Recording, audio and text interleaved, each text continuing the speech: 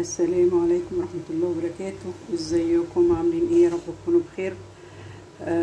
طبعا يا جماعة، طبعا كلنا عارفين الحر وصل بينا لحد فين دلوقتي، مش قادرين يعني فعلا ندخل المطبخ نعمل اكل بقالنا فترة.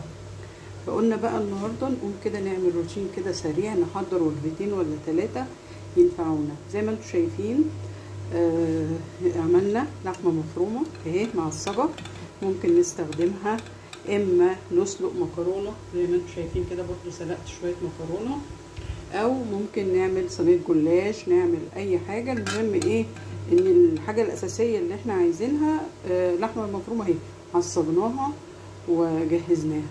وعملنا كمان من نفس يا جماعه نفس البصل ونفس الطماطم، عملنا كمان لحمه، عملنا كمان باميه برضو، حطيناها كده البصل على الطماطم على الباميه وحطيناهم على بعض، وهنشيلهم برضو، هنبقى نطلعهم ايه ناكلهم. يعني ان شاء الله الفيديو بتاع النهارده بنجهز كذا اكله لكذا يوم، عشان طبعا انا واقفه في المطبخ يعني ربنا يقينا حر نار جهنم فعلا. فحبيت اوري البنات الصغيره ازاي ان هي تقدر تعمل اكتر من اكله وتشيلهم، يا اما في الفريزر، يا اما لو هتستخدمها مثلا تاني يوم على طول في التلاجة عادي جدا.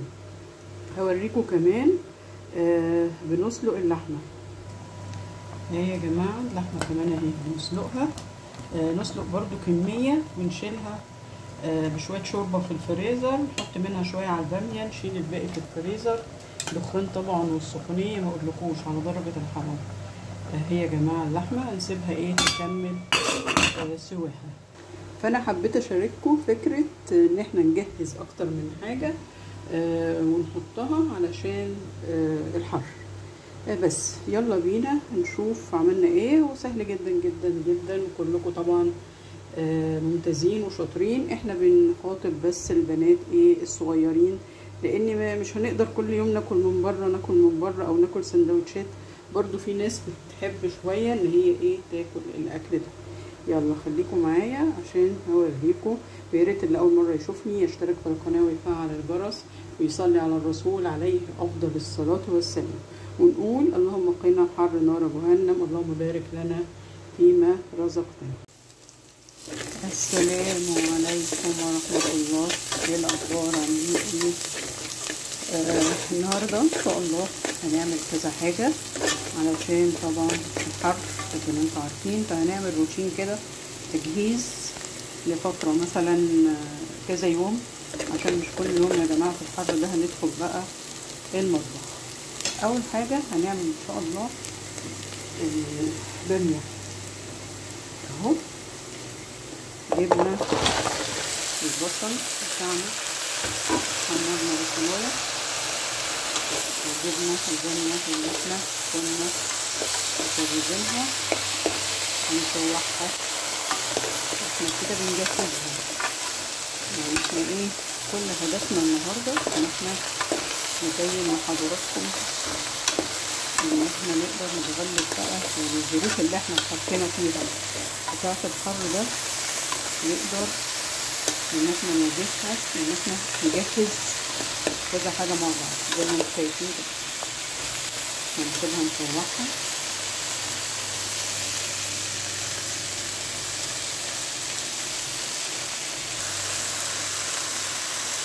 شوحنا البامية وحطينا معلقة ثوم وحطينا قرن فلفل. هنحط بقى الطماطم بتاعتنا.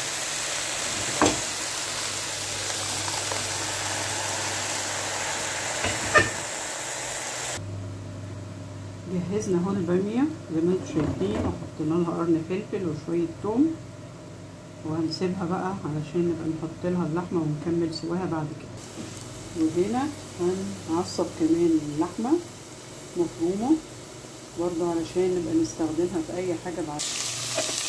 ممكن نبقى نعمل مكرونة باللحمة المفرومة، مكرونة بالبشاميل. المهم ان احنا نجهز الحاجة مرة واحدة، وايه وبعد كده نبقى نطلعها على الاستخدام على طول زي ما حضراتكم شايفين. ادي اللحمة المفرومة ودي الطماطم اللي هنحطها عليها بس بعد ما نغير لونها.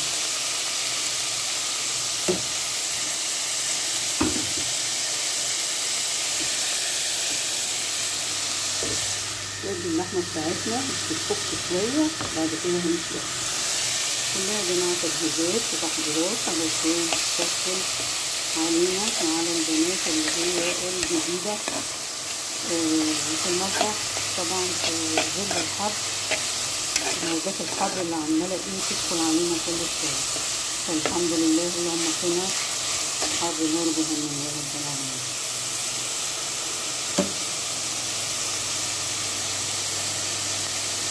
نعصر اللحمة وبعد كده نشوف بقى هنسلق مكرونة، هناكل بامية، هنشوف. ربنا ان شاء الله يكتب الخير، اللهم امين.